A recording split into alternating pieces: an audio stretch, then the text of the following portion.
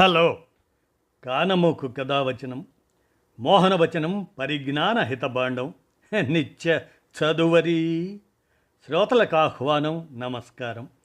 చదవదగునెవరు రాసిన తదుపరి చదివిన వెంటనే మరువక పలువురికి వినిపింపబూనిన అది ఏ పరిజ్ఞాన హితబాండమౌపో. మహిళ మోహనవచనమై విరాజిల్లు. పరిజ్ఞాన హితబాండం లక్ష్యం ప్రతివారీ సమాచార హక్కు. ఆస్ఫూర్తితోనే పొంతనలేని విషయాలైనా జ్ఞానగుణికలుగా వినాల్సిందేనండి. మరి వింటారా?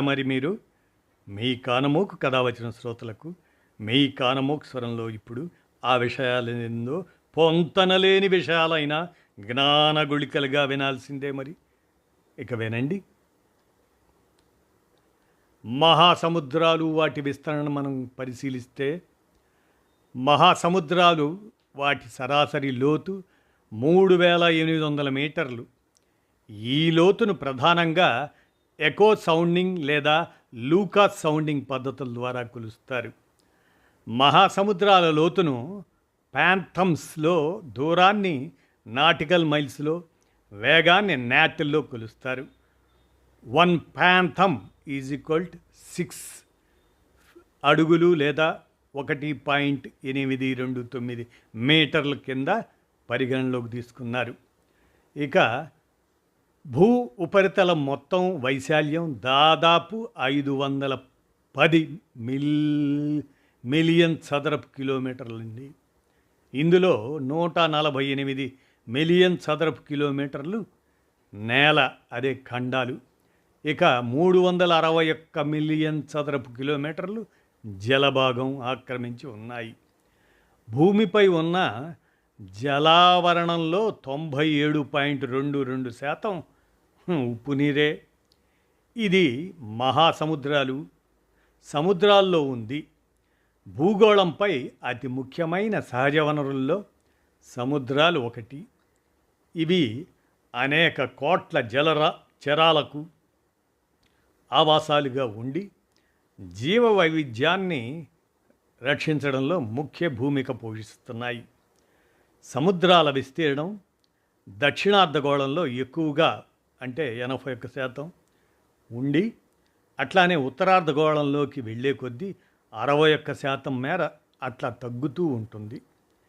ఇక భూగోళంపై ఉన్న మొత్తం జల భాగాన్ని Pacific, Atlantic, Hindu, Arctic, Antarctic అనే 5 మహాసముద్రాలుగా విభజించారు. పసిఫిక్, అట్లాంటిక్, హిందూ మహాసముద్రాలు మొత్తం జల విస్తీర్ణంలో దాదాపు 90% ఆక్రమించాయి. ఇక మహాసముద్రాలు, వాటి విస్తరణ పరిశీలిస్తే, మనం అనుకునే మహాసముద్రం దాని విస్తరణ ఎక్కడి దాకా ఉంటుందంటే, పసిఫిక్ మహాసముద్రం ఇది పశ్చిమాన ఆసియా, ఆస్ట్రేలియా, తూర్పున ఉత్తర దక్షిణ అమెరికా మధ్య.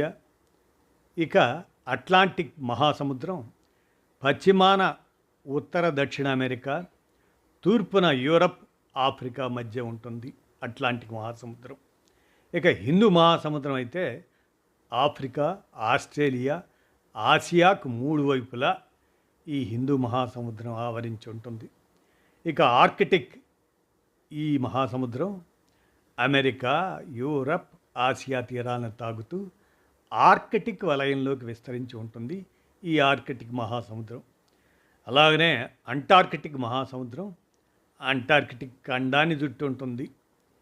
ఇలా మనం మహాసముద్రాలు, వాటి విస్తరణని తెలుసుకున్నాం అని అనుకోవాలి. మీరు చెప్పాను కాబట్టి.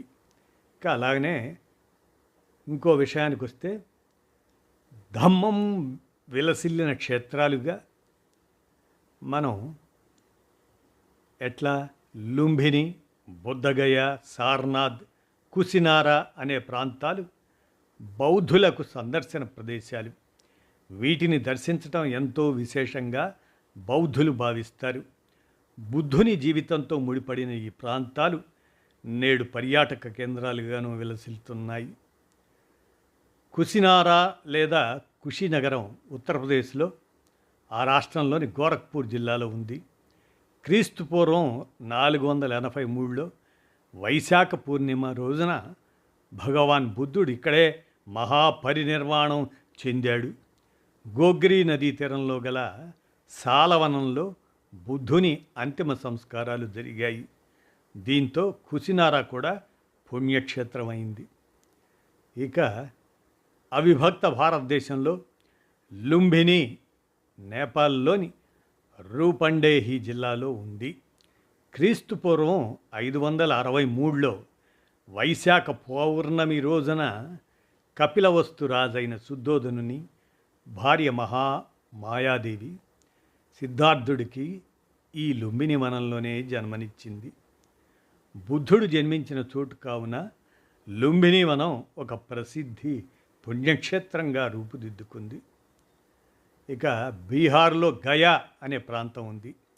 ఇది పట్నా నగరానికి ఇంచుమించు 100 కిలోమీటర్ల దూరంలో ఉంటుంది.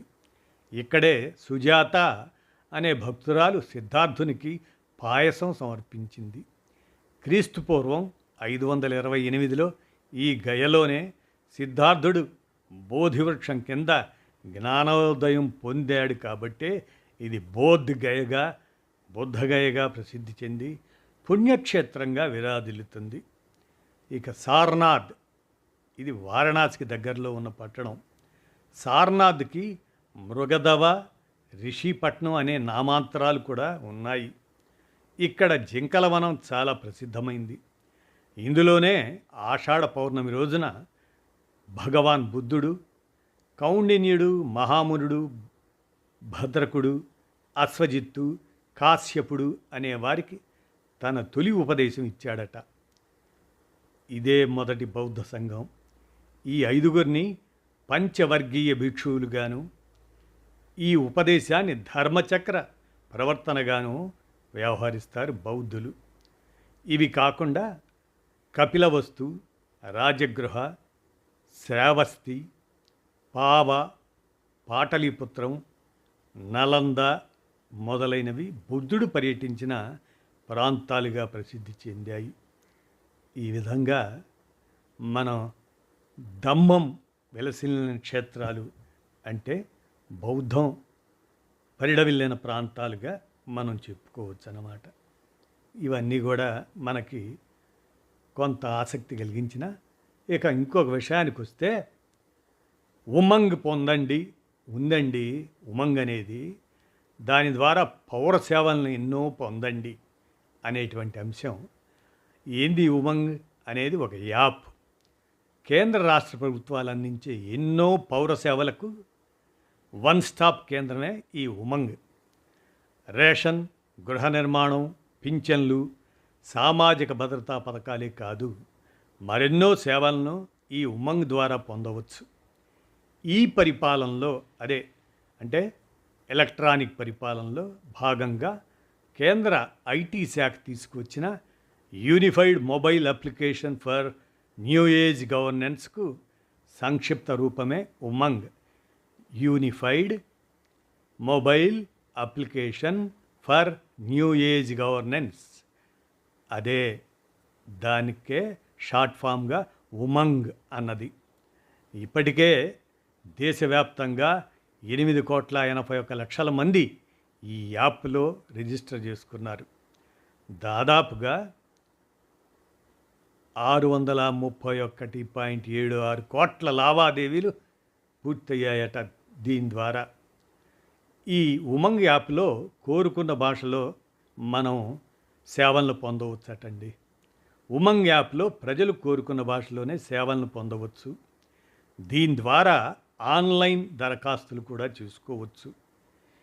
ఏవైనా సేవల్లో అంతరాయాలు ఏర్పడినా, సమస్యలు ఎదురైనా customer support, live chat, AI bot అటువంటివి అందుబాటులో ఉన్నాయట. దేశంలో ఎక్కడున్నా, ఇతర రాష్ట్రాలకు వలస వెళ్ళినా సొంత రాష్ట్రాల్లోని ప్రభుత్వ పథకాలు, సేవలు పొందేందుకు వేదికగా ఈ ఉమంగ్ యాప్ ఉపకరిస్తుందట. మరి దీంట్లో రిజిస్ట్రేషన్ ఎలా చేసుకోవాలంటే Android play store, iOS app store నుంచి ఈ యాప్ డౌన్లోడ్ చేసుకోవచ్చు. అనంతరం మొబైల్ నంబర్తో రిజిస్టర్ కావాలి. ప్రొఫైల్లో వ్యక్తిగత వివరాలు పొందుపరచాలి. ఆధార్ వివరాలు నమోదు చేయడం ద్వారా ఈ కేవైసీ వేగంగా పూర్తవుతుంది. ఆధార్ ధృవీకరణతో కూడిన సేవలు పొందాలంటే ఉమంగ్ యాప్తో పాటు ఆధార్ ఫేస్ ఆర్డీ యాప్ తప్పనిసరి. ఫోన్లో యాప్ వేసుకున్న తర్వాత కుటుంబ సభ్యులు వారికి అవసరమైన సేవల కోసం మల్టిపుల్ అకౌంట్లు యాడ్ చేసే సదుపాయం కూడా ఉంది. డెస్క్టాప్ ద్వారా కూడా ఉమంగ్ సేవలు పొందవచ్చునట.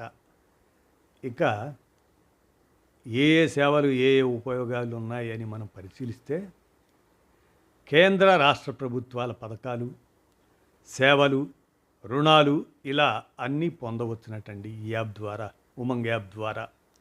ఆరోగ్యం, పోలీస్, రైల్వే, అత్యవసర సహాయ కేంద్రాల నంబర్లకు వన్ స్టాప్ సెంటర్గా ఈ యాప్ పనిచేస్తుంది. వాతావరణం, గాలి నాణ్యత కూడా తెలుసుకోవచ్చునట. వయోధికులు పింఛన్ల కోసం లైఫ్ సర్టిఫికెట్లు కూడా ఈ ఉమంగ్ యాప్ ద్వారా పొందవచ్చునట.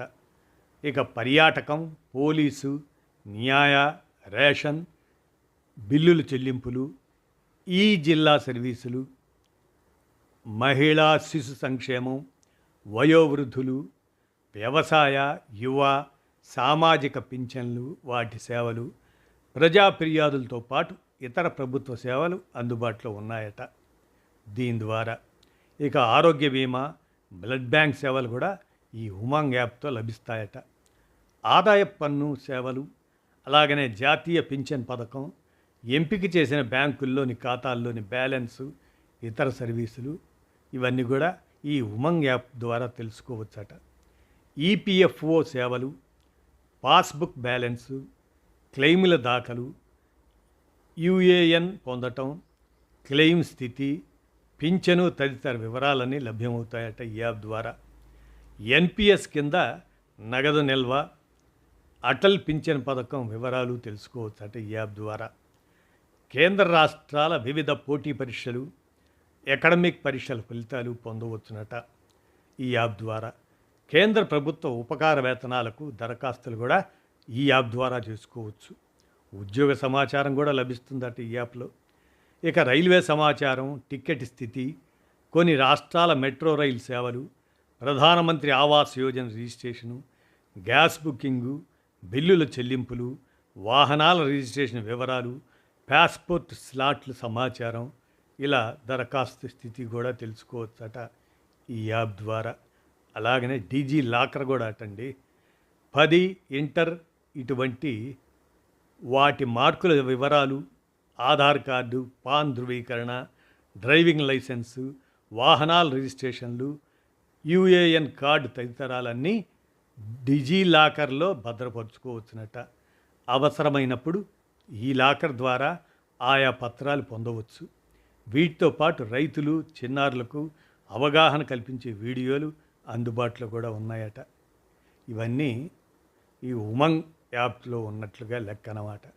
ఇంకా ఉమంగ్లో ఏమేంటంటే వివరాలు, కేంద్రం రాష్ట్రానికి సంబంధించిన ఆ ప్రభుత్వాలకు సంబంధించిన విభాగాలు, మరి కేంద్ర విభాగాలు అయితే 80, రాష్ట్ర ప్రభుత్వాలు 160 సేవలు ఇస్తున్నారు.